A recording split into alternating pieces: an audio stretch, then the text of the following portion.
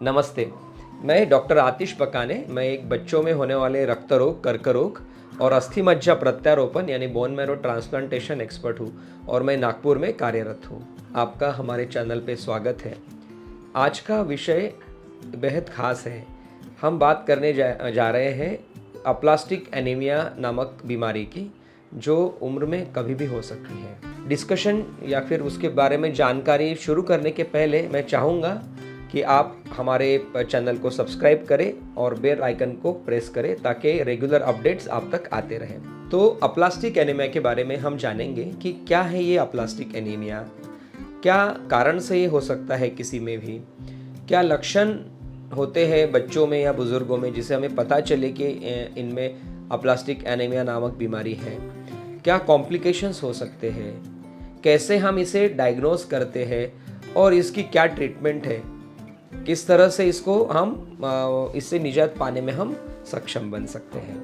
तो पहली बात करते हैं हम कि अप्लास्टिक एनीमिया क्या है। अप्लास्टिक एनीमिया एक ऐसी बीमारी है जिसमें हमारे शरीर में जो अस्थि मज्जा यानी बोन मैरो होता है उसका फेल्योर हो जाना कोई कारणवश। मतलब ये कि जैसे हमारे शरीर में कोशिकाएं होती है, खून की लाल कोशिकाएं होती है, सफ़ेद कोशिकाएं होती है, प्लेटलेट्स होती है, ये सभी तीनों सेल लाइंस अगर कम होती दिखाई पड़ती है तो अप्लास्टिक एनीमिया की तरफ हम जा रहे हैं, ऐसे हम सोच सकते हैं। अप्लास्टिक एनीमिया में माइल्ड, मॉडरेट या फिर सीवियर अप्लास्टिक एनीमिया, ये तीनों चीज़ें हो सकती हैं। हम खास करके बात करेंगे moderate to severe aplastic anaemia की। कैसे होता है ये अप्लास्टिक एनीमिया किसी को? ये बच्चों में, बुजुर्गों में, कहीं भी किसी भी उम्र में पाया जाता है। दो तरह का अप्लास्टिक एनीमिया हम यूजुअली देखते हैं। ये कभी कभी जन्मजात यानी हेरिडिटरी हो सकता है। कुछ ऐसे सिंड्रोम्स होते हैं जिन्हें हम बोन मैरो फेल्योर सिंड्रोम्स बोलते हैं। कुछ उदाहरण के तौर पे देना चाहूँगा मैं, डिस्केराडोसिस कंजेनाइटा, फांकोनी एनीमिया और अन्य कई हैं। इनमें क्षमता होती है इन सिंड्रोम्स में कि कुछ उम्र के कुछ पड़ाव पे आके हमारी सेल लाइन्स यानी कि कोशिकाएं काम करना कम कर दे, स्टेम सेल्स, हीमाटोपोइटिक स्टेम सेल्स कम हो जाए या फिर वो काम करना कम कर दे। उन लोगों में भी ये हेरिडिटरी अप्लास्टिक एनीमियाज होने के चांसेस होते हैं। आज लेकिन हमारा डिस्कशन हम एक्वायर्ड अप्लास्टिक एनीमिया पे कॉन्सेंट्रेट करेंगे। मतलब किसी कारणवश कभी कभी 30 से 40% लोगों में इसका कोई कारण भी नहीं मिलता हमें, कि उसे हम इडियोपैथिक बोलते हैं, बिना कारण। कुछ लोगों में कुछ इसमें हाइपोथेसिस है कि कुछ एरियाज़ में, जैसे खास करके जहाँ पे पेस्टिसाइड्स का बहुत ज़्यादा यूज़ होता है, खास करके हमारे विदर्भ एरिया में जहाँ पे खास करके रिवर बेल्ट्स जहाँ पे बहुत ज़्यादा पेस्टिसाइड्स का यूज़ होता है, वहाँ पे ज़्यादा पाया जाता है। और बड़े तौर पे अगर सोचा जाए तो पूरे वेस्टर्न वर्ल्ड के मुकाबले हमारे इंडिया में ये लगभग 3 से 4 गुना ज़्यादा पाया जाता है। तो ऐसे कुछ कारण हैं जो हमने कई सालों से साइंटिफिक रिसर्च के बाद पता चला है कि ये कुछ कारण हो सकते हैं।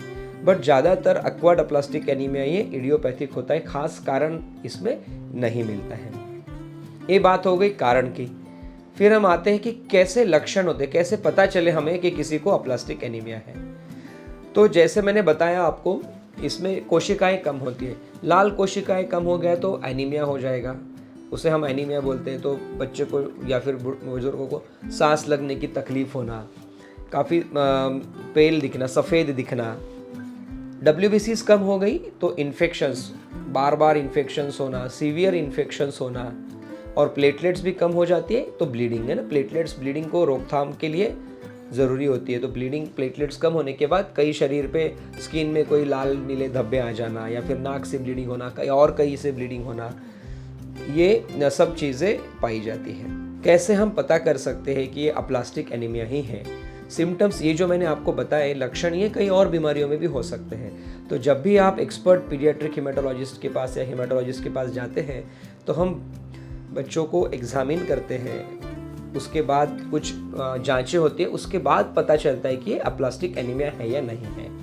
तो खास इसमें कुछ स्पेसिफिक टेस्ट की जाती है, उसे हम बोलते हैं bone marrow aspiration and biopsy.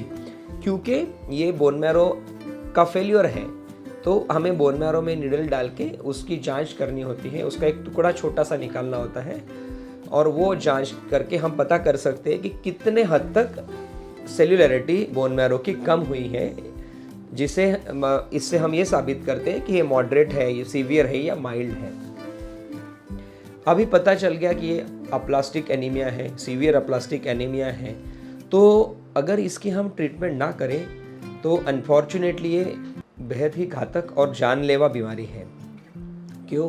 क्योंकि जो सेल्स है, एक बार हमारे शरीर के हीमेटोपोइटिक स्टेम सेल्स ख़त्म हो गए, कम हो गए, तो ये जब तक हम एक तो रिप्लेस नहीं करेंगे या फिर कुछ स्पेसिफिक ट्रीटमेंट से इनको अच्छा करने की कोशिश नहीं करेंगे, तो इससे निकलना लगभग असंभव होता है। तो क्या है ट्रीटमेंट मोडेलिटीज़? इसमें सबसे अच्छी और सबसे कारगर ट्रीटमेंट प्रणाली है अस्थि मज्जा प्रत्यारोपण यानी बोन मैरो ट्रांसप्लांटेशन। क्योंकि बोन मैरो ही खराब है तो किसी और का बोन मैरो हम कलेक्ट करके हम अपने पेशेंट को दे सकते हैं। जितना मैंने सिंपली ये बताया, ऐसा सिंपल सॉल्यूशन नहीं होता है, बट ये आज के एरा में पॉसिबल है और ये हम करते हैं। तो क्या होता है कि बोन मैरो ट्रांसप्लांटेशन मतलब हम पहले डोनर ढूंढते हैं। थोड़ा संक्षिप्त में बताऊंगा। डिटेल्ड बोन मैरो ट्रांसप्लांटेशन के आपको जानना है तो हम एक लिंक आपको कमेंट बॉक्स में शेयर करेंगे, जिसमें मैंने काफ़ी डिटेल में बोन मैरो ट्रांसप्लांटेशन के ऊपर चर्चा की है। तो किसी हम डोनर ढूंढते हैं, जैसे फैमिली मेम्बर कोई है, ब्रदर सिस्टर है, और हमको HLA एक स्पेसिफिक होता है जिससे हम मैचिंग करते हैं। HLA मैचिंग है तो बहुत अच्छा है। अगर HLA मैच नहीं है तो कई रजिस्ट्रीज रहती है जिससे हम डोनर सर्च कर सकते हैं, और वो मैरो कुछ मेडिसिन देने के बाद बच्चों को दे के इससे हम ठीक करने की कोशिश कर सकते हैं। ये सबसे कारगर प्रणाली है। बट कभी कभी ऐसा होता है कि हमें कोई डोनर नहीं मिलता या फिर कुछ और कारणवश हम बोन मैरो ट्रांसप्लांटेशन नहीं कर सकते। उन लोगों में, उन बच्चों में हम इम्यूनोसप्रेसिव थेरेपी यानी ATG एक और ट्रीटमेंट प्रणाली है जो हम मेडिसिन यूज़ कर सकते हैं और उससे भी हम इसको ठीक करने की कोशिश कर सकते हैं। लेकिन जो बोन मैरो ट्रांसप्लांटेशन से लगभग 85 to 90% सक्सेस रेट है, वो अनफॉर्चुनेटली ATG से नहीं मिलता। लगभग 50 से 60%, मैक्सिमम 70% तक हम इन बच्चों को ठीक करने की कोशिश कर सकते हैं। हालांकि दोनों मोडेलिटीज़ के अपने फ़ायदे नुकसान हैं, बट सबसे बेस्ट और कारगर प्रणाली बोन मैरो ट्रांसप्लांटेशन ही है। इसके अलावा कई सपोर्टिव केयर बहुत ज़रूरी होती है, और सबसे ज़रूरी चीज़ होती है कि bone marrow transplantation as early as possible इस डिसीज़ में किया जाए। जितने जल्दी अगर हम डायग्नोसिस के 6 से 8 हफ्ते के अंदर ट्रीटमेंट कर पाए तो इसका आउटकम सक्सेस रेट ये लगभग 90% है। इसका मतलब ये कि 90% बच्चे इसमें कंप्लीटली उभर के पूरा लाइफ अपना नॉर्मल जीने में सक्षम हो सकते हैं। एक अनफॉर्चुनेट बात यह है कि ये जो बोन मैरो ट्रांसप्लांटेशन की प्रक्रिया है, इसे सब कुल मिला के अगर हम खर्चा देखा जाए तो काफ़ी एक्सपेंसिव है। बट इसे न डरते हुए कई अभी इंडिया अपने भारतवर्ष में CM फंड है, PM फंड है, कई और ऐसे फंड्स है या फिर NGOs है जो इस चीज़ों में मदद करती है। तो अगर किसी को भी ऐसे लक्षण हैं तो एक्सपर्ट पीडियाट्रिक हीमेटोलॉजिस्ट को ज़रूर दिखाएं, और जब आप दिखाएंगे तो ही सॉल्यूशन निकलेगा।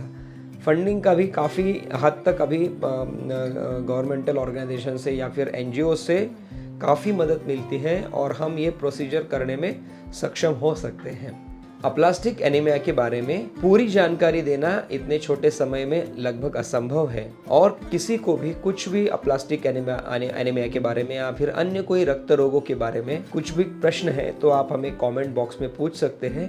हम पूरी कोशिश करेंगे उनको सुलझाने की। धन्यवाद।